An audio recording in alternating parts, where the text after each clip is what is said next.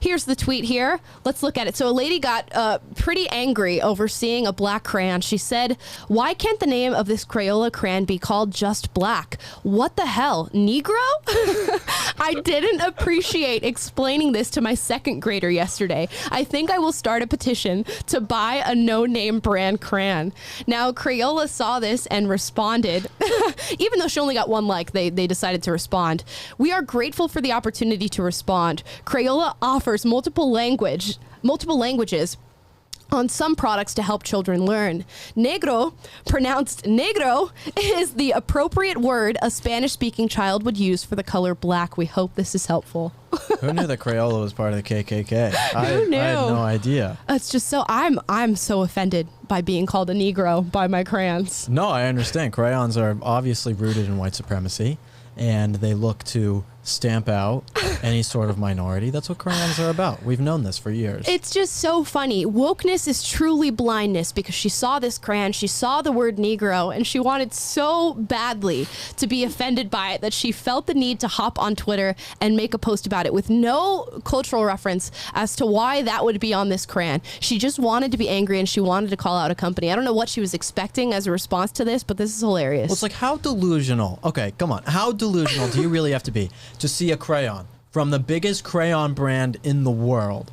All right, I mean, Crayola, huge crayon brand, and to see it say Negro on it, right, and to think that Crayola really just put the word Negro on it to represent black people. Like, you have to have some sort of delusion to, like, even for a moment think that that is right. Especially when right below the Negro is written noir in French. So you'd have to, like, actively disregard the French version written below to assume that, like, I just don't, people's minds are so high on this woke stuff. Like, you know, people are just wired these days. So, like, if you're the first one to, like, call out a thing of racism, you get, like, extra virtue social justice points. Right. So, you know, like, as soon as she saw the word or the letters Negro written on a crayon, it was like, this is my chance to score all the woke points and have all my friends pat me on the back, and everyone knows how righteous I am and outraged I am over this injustice. The clout chase begins when you see something like that, and that's amazing. The cognitive dissonance that you have to go through in your brain, the hula hoops that you have to jump through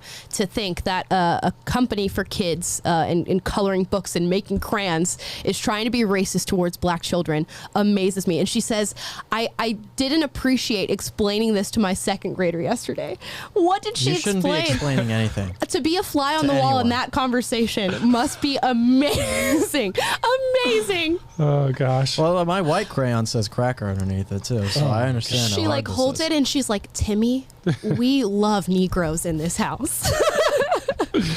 Don't you ever write Negro on a crayon. Don't ever let Crayola tell you anything differently. Don't let these racist crayons control how you think and feel. Oh my gosh. And Crayola to just really to feel the need to respond to that, and they responded so kindly and just ending the message with, "We hope this is helpful." It was very helpful. No, I'm sure it was very helpful. We hope this is just an educational moment for you, whatever her name is. I don't know her name because her username is cut off in this picture, but I hope that was helpful for you. It serves to a greater thing, though, that Taylor was alluding to. Essentially that our world is bereft of truth, and we take wokeness and put it above truth and put it above anything else, so that, you know, instead of looking for what this actually means, you immediately call it out as something that should be destroyed or shamed. That's like what we've gotten to as a society. And it's like, yeah, this is one example. I guess she didn't have many likes on the tweet and it's kind of blown up and, like, whatever. I understand that, okay? I see this in a vacuum and I understand. But it's a larger cultural problem where instead of looking at something and saying, well, why is this here? Why is this statue of a Confederate monument here? Or why is this historical piece here? Or why is this word here that I should maybe know? Instead of looking at why it's there, that you just immediately see it and say, how can I take a dump all over this and so that other people around me will, like, think that I'm great? And that's what our culture has come to nowadays. It's sad. How do I get to seek virtue off of this? How do I get points off of this? How can I make this woke? It's no longer about actually finding... how can I make this about me? Yeah.